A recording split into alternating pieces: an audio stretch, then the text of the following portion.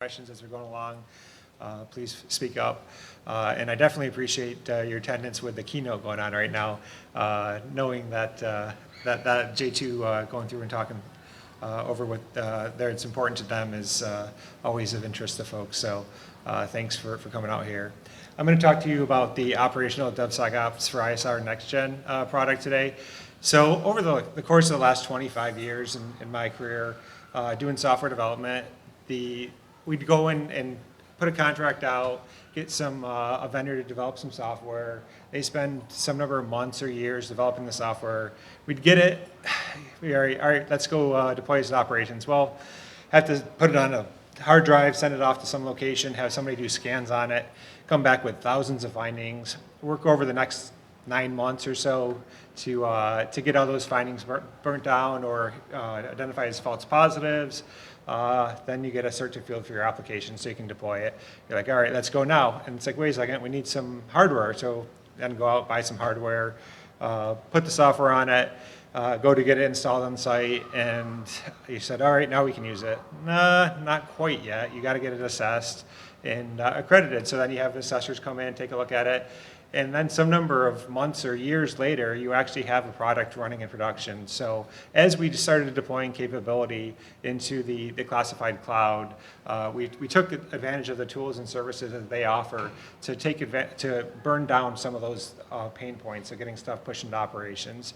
So the whole goal of what we're doing in ODIN and DAF CloudWorks is to enable you to develop code, get feedback as early as possible in the development process, and get it pushed into production as quickly as we can help you get it there. So we don't handle everything for you, but we do provide you guys a lot of feedback and inputs early in the process, shifting as much stuff left as we can to enable you to get your application deployed in production and accredited. So how we do that is we have a couple different options that we provide. We try to get as many folks to the left side of the briefing here, right, to the platform, DevSecOps platform. This is a Big Bang, Platform 1 Big Bang deployment that we put into the commercial cloud on Unclassified and JWix, enabling folks to go through any of those Platform 1 architected pipelines and deploy their application into production. So you, as an application owner, as a system owner, can focus on getting your application accredited, getting a cert field for your application, and then deploying into our ATO environment. Sometimes that doesn't work for everybody. They say, I got this system that can't be containerized, or I need to use this specific service that's available by the cloud service provider, or whatever it is. They have some kind of need that use case doesn't fit their full system deployment. So in those scenarios, we provide enterprise cloud services on the right-hand side here, enabling you to deploy capability into the cloud and take advantage of the services that we offer, but now you are responsible for the accreditation of the environment. So this is going to be a little bit slower process, but still enabling you to be flexible and get your application pushed into production as quickly as possible. So on the left side here, we typically see between 2 and 12 months from start to production operations, with an average about 6 months per team. Getting capability in. And on the right side, it's going to be a little bit longer because you have to build up the sustainment operations team. You're going to be securing your system and deploying your system into that environment. And we'll kind of talk through some of the services that we offer in here across the board, but ultimately we're trying to provide as many services as possible to help get your application into production, into our operational environment in the commercial cloud today. So with this, we've got a lot of partners, and we're working with a lot of folks here. So we're aligned to the Air Force's 2030 S&T strategy. So digital engineering, digital infrastructure, providing capabilities that are providing enterprise capabilities for folks to use. So we are the Air Force IC enterprise capability, but we do offer it to other IC entities as well as other Air Force and other DoD members to use this to deploy their capability in there. Headquarters Air Force has sponsored ODIN and DAF CloudWorks to provide this service to the enterprise, with our main stakeholders being Air Combat Command and AFRL. So ACC, through the Air Force DCGS Program Office, has provided a lot of the core funding to make this happen and provide this capability for not only just their users, but also the rest of the community, as well as the ACC A2 folks provide a lot of research and development dollars to enable us to continuously add new capability and provide more and more value to folks coming in there. Like, so some of the things that we're doing with the IMAN money over the next year is providing an edge capability, so deploying onto commercial cloud and third-party hardware at the edge, doing mission data transfer service, so cross-domain movement of mission data, as well as providing a classified iron bank. So those that are familiar with what Platform One offers, they provide an unclassified repository for commercial containers to be stored and graded, so everybody can take advantage of that one work that's being done there. So on the classified side, we have a lot of partners that have containers that are in place, or sometimes we have commercial vendors that don't want their code pushed out to the public internet for everybody to consume. So having an ability to do scans and provide that feedback to not only them, but the partners that want to use those containers on the classified side. So next up is AFRL. That's the organization that I work for and support. So AFRL has a lot of investment into this capability and is putting the weight behind that to enable not only this capability to be pushed out in operations, but also enable our research and developers to actually build out capability and get it pushed into production, where historically they had to do a lot of R&D and then find some kind of system owner to take over their product and get it deployed inside of their environment. So now they can go through that process, get the feedback for accreditation as early as possible, and ultimately get it much quicker into the accredited environment. The 16th Air Force, we work with on multiple aspects. One is the accreditations. Our DAOs, AOs, designated approving officials are all out of the 16th Air Force. So we work with them on a continuous basis. We meet with them monthly, if not more often, to go through our accreditation process and provide any feedback with that, as well as any of our customers that are going through the enterprise cloud services that have pain points that aren't able to get them answered. We help facilitate those questions and help them get answers a little more quickly than they would otherwise. Additionally, the Mission Modernization Office, who manages and owns the classified Air Force IC classified cloud. We work with them on a continuous basis, so they have a huge backlog of tickets that they're working through on a continuous basis, so we help prioritize those tickets for not only ourselves, but all of our customers to get them implemented in a timely manner. Next up is Platform One. So as I mentioned earlier, we're deploying the Big Bang release for the platform. We have a Kubernetes orchestration engine that we have underneath that, and then we deploy on top of that Platform One's Big Bang with a bunch of different services that we're going over in a few slides here on what we're offering on top of that environment. So ultimately, we meet with their entire stack of people that they have in place. So from the customer engagement team to the technical team, we're working with them on a continuous basis to get more and more capability out for folks to use across the enterprise. We have the majority of our customers are coming through the Platform One party bus on IL2, 4, and 5 and deploying into our classified environment. So in the backup slides that you guys all have access to on the app, you can see that flow where folks do development, hit our unclassified staging environment, and then go through our transfer service to deploy into the classified production environment and run operations there. And lastly, we have a bunch of vendors that are working on it. The main thing I wanted to point out here is we're badgeless once we hit the door, right? So I don't really care who you work for. When you join the team and are working on the team, we're working on a capability. So ultimately, as the government, we go through the agile development process, have stakeholders involved, and guide and direct the team to implement what we need in a scalable manner. So ultimately, as these team members come on, we just work with them all and help promote that capability to be provided to the enterprise.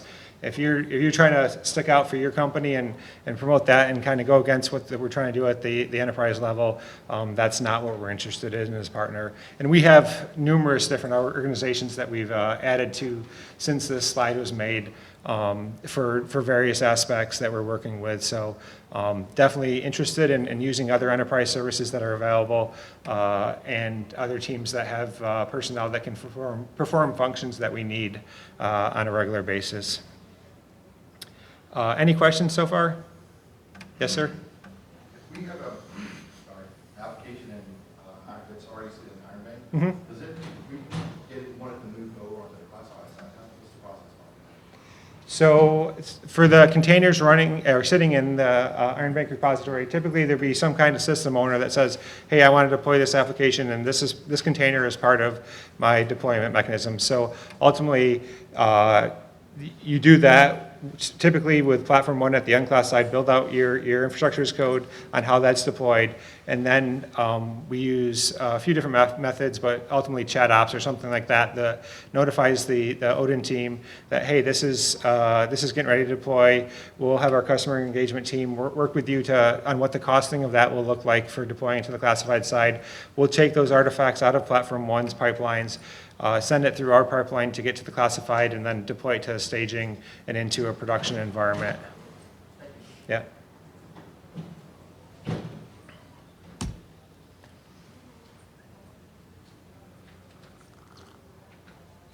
So here's kind of going into some more high-level capabilities that ODIN's offering across all three levels. The one thing I want to point out here, as you can see, is we try to keep as much parity as possible with our services that we're offering across all three classification levels.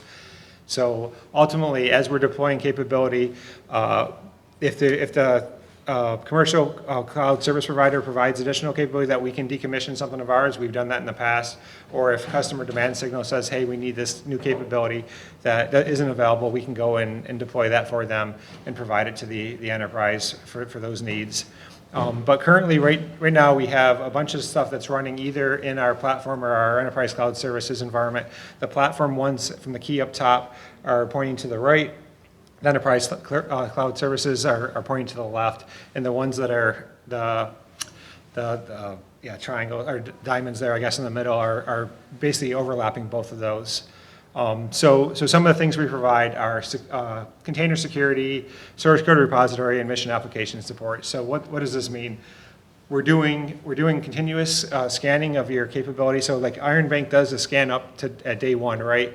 But as you run the application, there's new vulnerabilities being coming out every day. So we're continuously going and running those scans, not only on the containers that are coming in, but the containers that are running in the platform itself on a regular basis to provide that feedback that says, hey, not only can you update your code on a regular basis, you are now required to update your code on a regular basis.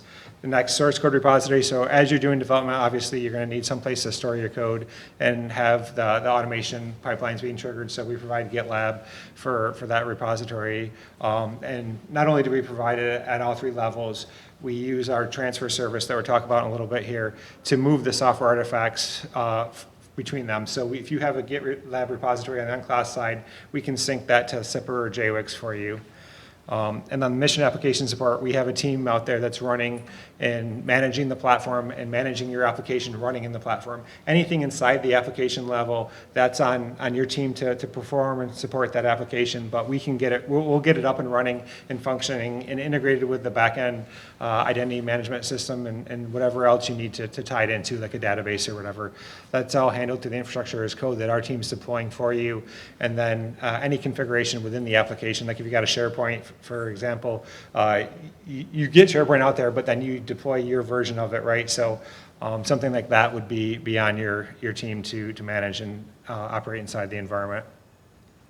Next up, auditing and logging. We provide this across our entire portfolio, ultimately taking the audit logs and providing to a cybersecurity service provider to manage initially all the audit and subsystems inside of ODIN and DAF CloudWorks, but the folks who are working with are looking to take that and use the services that we're providing for both all the Air Force and DoD cloud, as well as on-prem systems running. So enabling folks to take their audit logs and push them into here and have one dashboard for those CSSP folks to manage and operate the classified environments.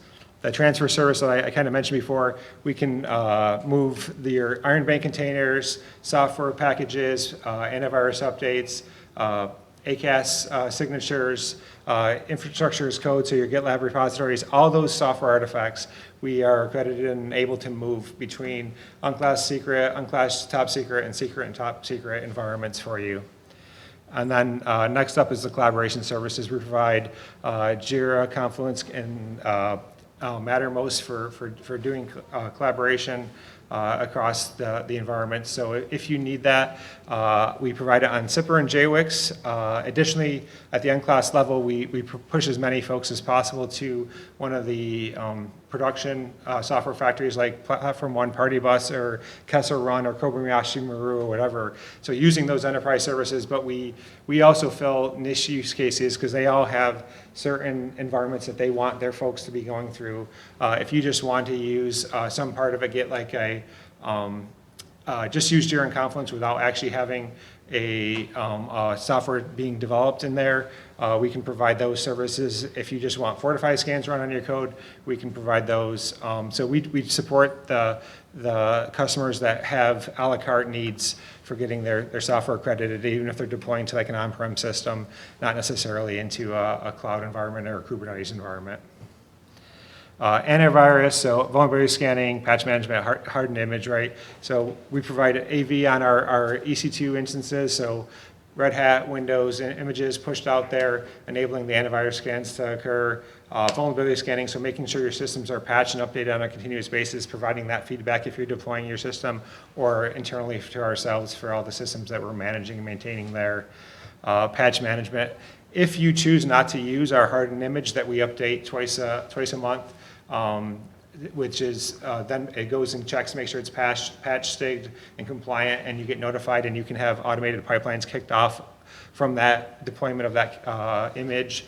You can still keep your system up and running and just patch it on a regular basis to keep it compliant. We don't encourage that type of behavior, but we do support it to help folks get as they mature through their cloud journey. So how do you choose? Like, I know I've been talking about a lot of different things here. Like, which one do you want to do? So ultimately, we don't. We kind of guide you, again, like I said up front. We try to get as many folks using either the software as a service offerings that we have or the platform service offerings. This is going to be your fastest path to production, fastest path to get your capability operational. It's ideal for like net new development, containerized deployments, like I said, it says on here, low code or no code type stuff, and we can enable that on a regular basis. So that's where we try to get to as many of your capability to as possible. Based off conversations that the customer engagement team has with you, you may need some enterprise cloud services. We do often have customers that have needs for both sides of the house here, right? So we will work with you and give you a la carte capability service offerings to enable you to get your capability deployed into production. And in either scenario, we provide a cost estimate. You're able to leverage that transfer service to move your code across the various levels. And like, I guess, yeah, some of the use cases for the enterprise cloud services are if you want to leverage like an Amazon Web Services tool, or if you have a container, you have a system that can't be containerized, you got a license manager that the vendor doesn't allow you to containerize that capability or what have you, we enable that to be pushed in there. We have folks that are doing artificial intelligence, right? So they do their model training in an AWS VPC, and then once they get the models, they push it and deploy it into their containerized environment running on the platform in production. So like similar use cases of that often occur. So don't say, just because I can't fit into the Platform One environment, I can't use your capability, right? No, that's not what we're looking for. We're trying to help you guys out as much as possible. But again, if you're on the enterprise cloud services side, you're signing up for more responsibility on your part. Where if you're on the left side here using the platform services, you're getting an accredited environment, but you have to fit into the more guidelines environment. We have a little more guardrails for you to deploy your capability into here. Any questions?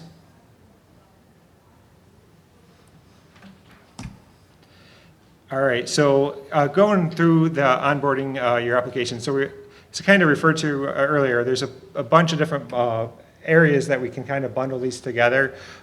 Typically, the platform bundle where you're using the software development tools, using the software artifact transfer service to move your code across the environment, and then ultimately deploying it into the Platform One architected container-based platform, right? Having Kubernetes running on there that we've accredited. That's the path that we try to get as many customers to as possible. That's going to be the cheapest for your organization to get something in place. you'll be providing us probably with more funding than you would otherwise, but now you don't have to hire all these IA engineers and developers to do that work that we've already put in place. You can take advantage of what the enterprise service offerings are there. So that's the ideal state, again, for most customers to get into. Next up, if you're saying, hey, I'm super mature, just give me a VPC, I got the rest of it, right? We provide bundle one where we give you the gold image that we're hardening and sticking on a regular basis, and a VPC and IAM permissions, and say, go to town, good luck, and you can do your full deployment inside of that constrained cloud environment. So you're not going to be touching networking or only certain IAM permissions, but you're able to have full autonomy for your application deployment and management of your system in that cloud.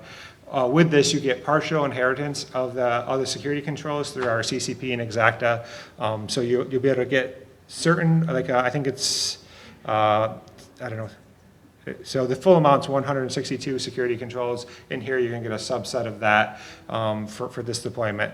Next up is bundle two, where you're taking advantage of those enterprise and security services that we offered for you on the previous slide. In this scenario, you get that full common control provider package with all the 162 controls, helped with additional about 400 policy documents that we put in place for our own accreditation, that if you so choose to use, you can help get your system accredited. Things like the code promotion policy, and stuff like that. So like you want to follow the same process we are doing, and you have to demonstrate you're doing it. That's why we didn't put it in the CCP, is because we don't want to force you to follow a certain process, but we definitely have the templatized environment that we've provided to the 16th Air Force and will provide to anybody else in the government to use to get their system accredited in the cloud, regardless if you're using ODIN or not, for those scenarios.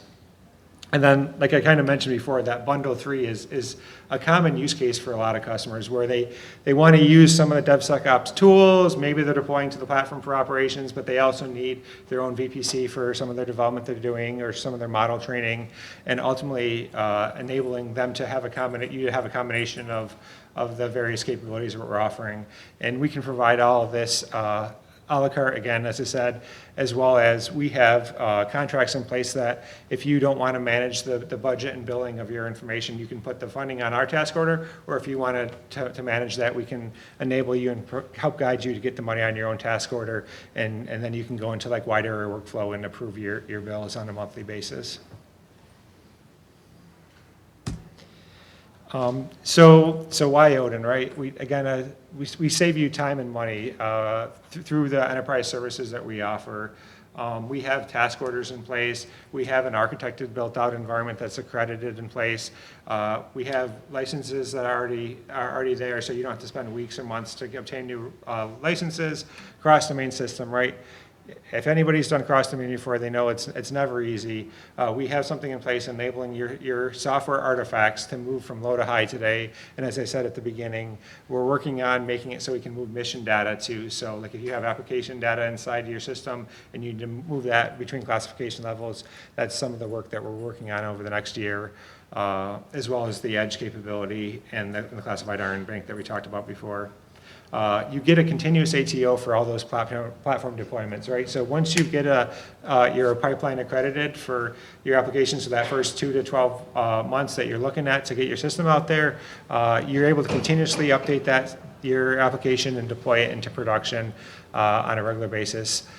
So if you got a change, we've seen it anywhere from like 30 minutes for end of the pipelines of your application being scanned and passing all the checks to getting it deployed into production. So you're able to update this on whatever timeline and basis that you guys need to. On the money aspects, like I was alluding to earlier, we have cloud developers in place. We got cybersecurity folks, engineers, sustainers, and so forth. You're going to be paying at least $250K a year for each of those. We already have all those folks in place managing and maintaining our environment, and you're able to leverage that as you're deploying your capability. So you don't have to rebuild and re-maintain this entire duplicative environment. We feel like from the numbers we've seen, we were saving the Air Force IC about $85 million a year from the various applications that are deployed into the environment. We think it's going to cost about $20 million a year for you to have and maintain something similar to what we have in place already. So if every entity does that, you're going to just keep on spending the taxpayers' dollars to solve the same problem and over again here. Yeah, and then last is the eliminate the needs for your own cloud architects and cybersecurity professionals. So deploying to the platform, you don't need to have those people. You're able to take advantage of what we've already done for you. If you're going to deploy to enterprise cloud services, you're going to need to have some more of these personnel to get your environment accredited. So that's why it's going to take you a little bit longer if you don't fit into that platform use case. But ultimately, we're trying to drive as much as we can for shifting your development left to get stuff into production as quickly as possible. Yeah, so in summary, we provide a platform across all 3 classification levels on Unclass, SIPR, and JWICS, as well as our enterprise cloud services. So you're able to do development, test, and production at any classification level wherever you need to. Various options to fit your needs. Those bundles this is the last time you're going to see the bundles. When you meet with the customer engagement team, they're going to walk through with what your requirements actually are and build out a cost estimate based off of what your demand signal is for deploying into the environment. Like I said before, the financial management add-ons, if you don't want to or don't have the time to manage your contracts, we can handle that for you. If you do, great. More power to you. Just giving that as an option for folks to have a classified cloud and managing the budget and billing for that. And so, yeah, we already have the software development tools in place enabling folks to do that software development. We don't consider ourselves a software factory, because that in our mind is you have a bunch of people that are fulfilling requirements. We provide the tooling to enable a software factory to do what they need to, right? So if you got a development team, we can provide you the tools that you need to get capability deployed. And then lastly, that continuous ATO, right? This is huge. Enabling you to go through those software factories that are already in place, developing and providing platform 1 architected environments, and being able to deploy that infrastructure as code into the classified use case here within ODIN. So yeah, so those are the huge values that we feel like we provide the community. And as I mentioned before, like we're always working with new and interesting partners. A lot of the edge capability that's out here at Pacific Theater, trying to meet that demand signal here coming up. Working with other vendors to do like tactical ICAM and other needs that we have in there.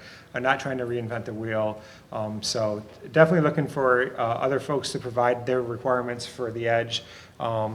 We've been meeting with the folks in theater, but if you have any additional needs that you have for us, please reach out, and our email is on here to let us respond to you. So with that, I definitely am expecting a lot more questions than we've had so far, so feel free to fire away at me. Yes? Which bundle do I use? You mostly use bundle 2. Thank you. Yep.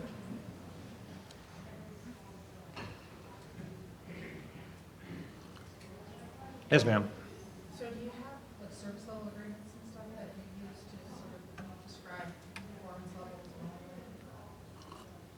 Yeah, so the folks that are deploying to the enterprise cloud services, part of their accreditation is to have a service level agreement with us. So we work with the different system owners to provide that service level agreement. Additionally, we have MOAs with Platform 1 and the 33rd Network Warfare Squadron for the CSSP and stuff. So yeah, we definitely are working with various folks to do that. So whatever you guys need for that, we can work with you and provide that.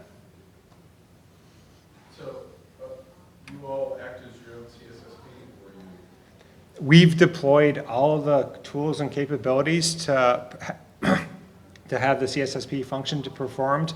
We're working with the 33rd Network Warfare Squadron to provide that service. So they got the labor.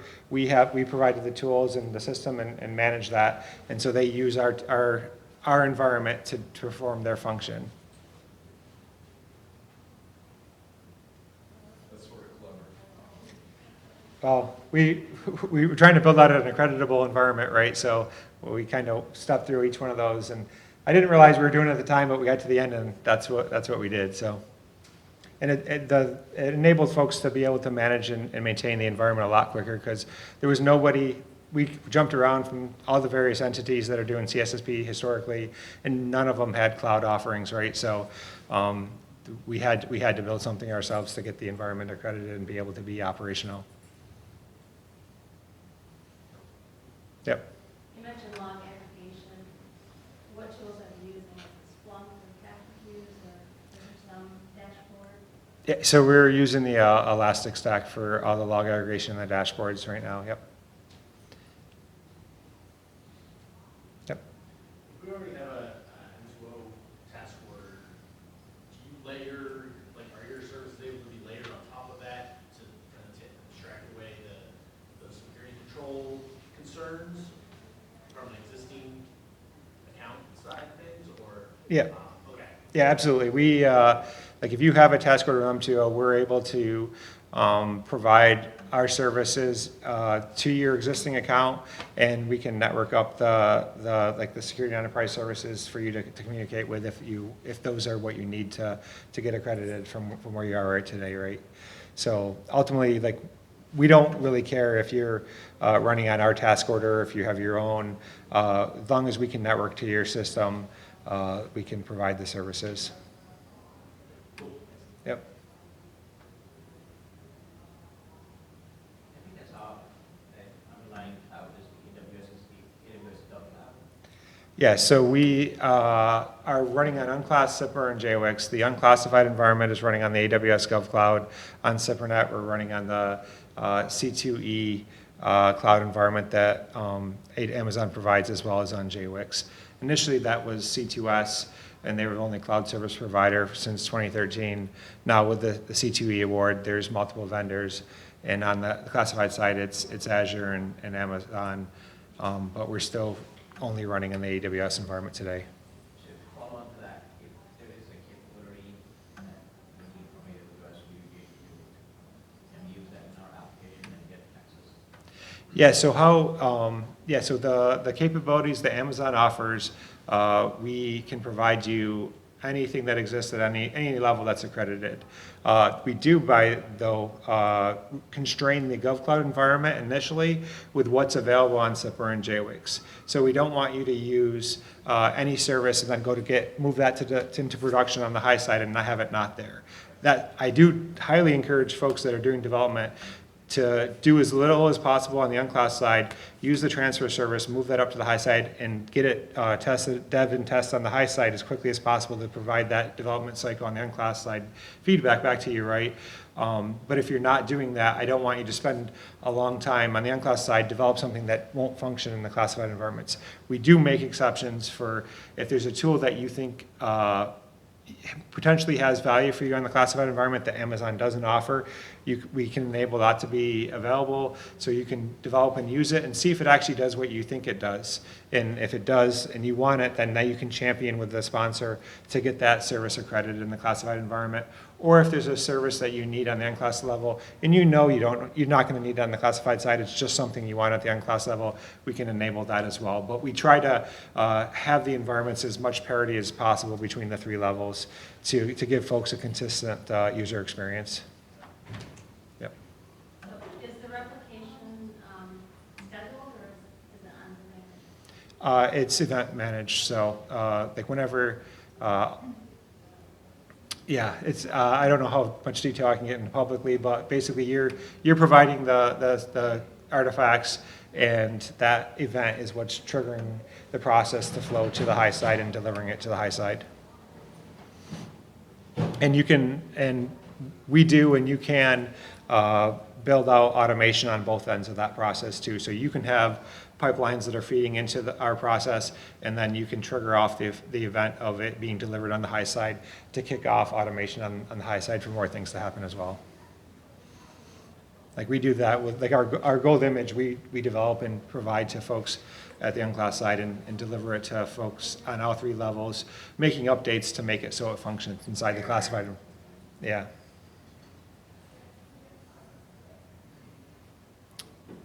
Any more questions? Yeah.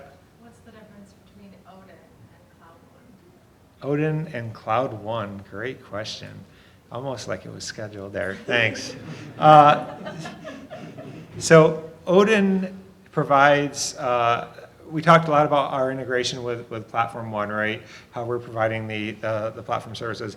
Cloud One, we've been working with them on cloud convergence at the DoD level, right? How do we take the various the tools we have and bring them together and provide customers a great, a nice user experience when you're transitioning from a Cloud One environment to a ODIN environment to a Fences environment to wherever you're going, right?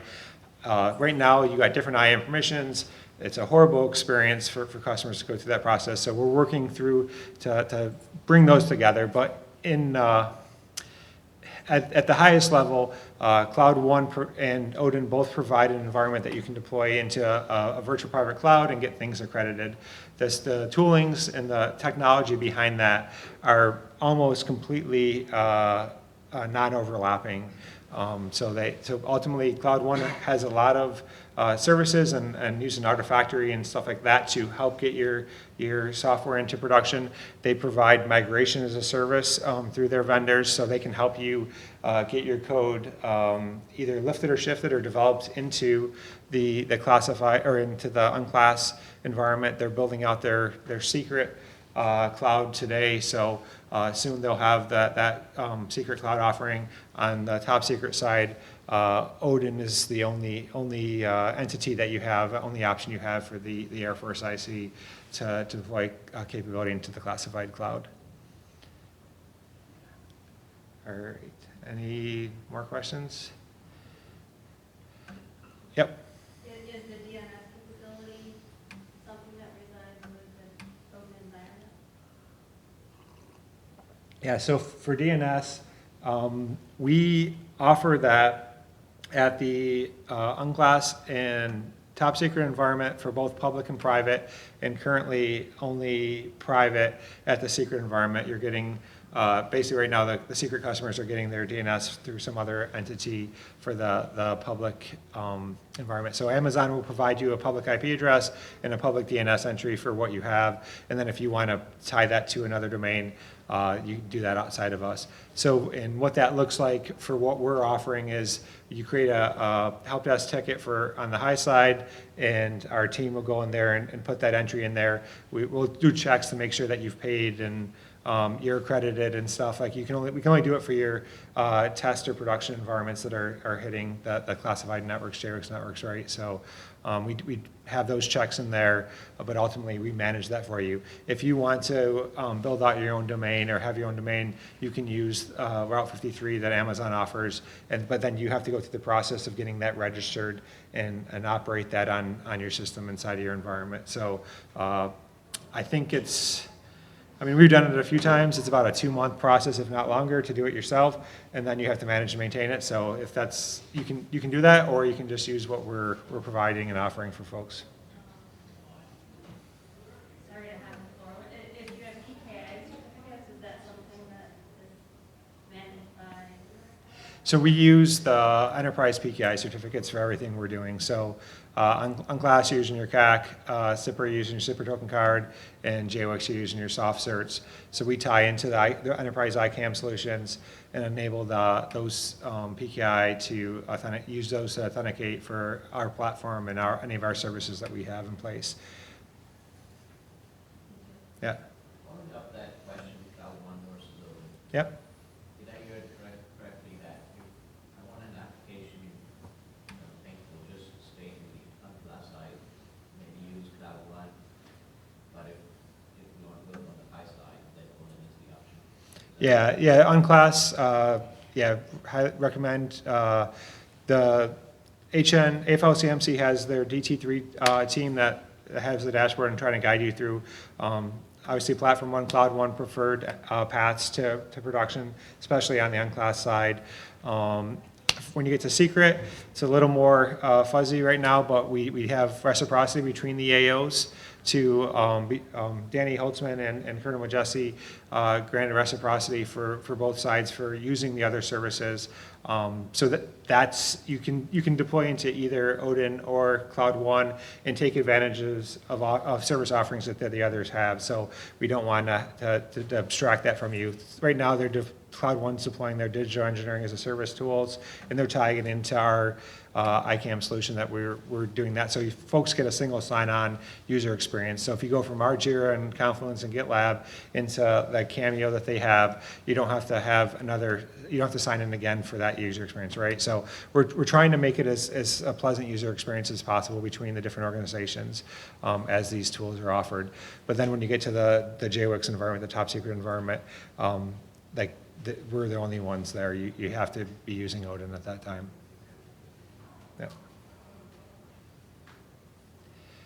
Yeah.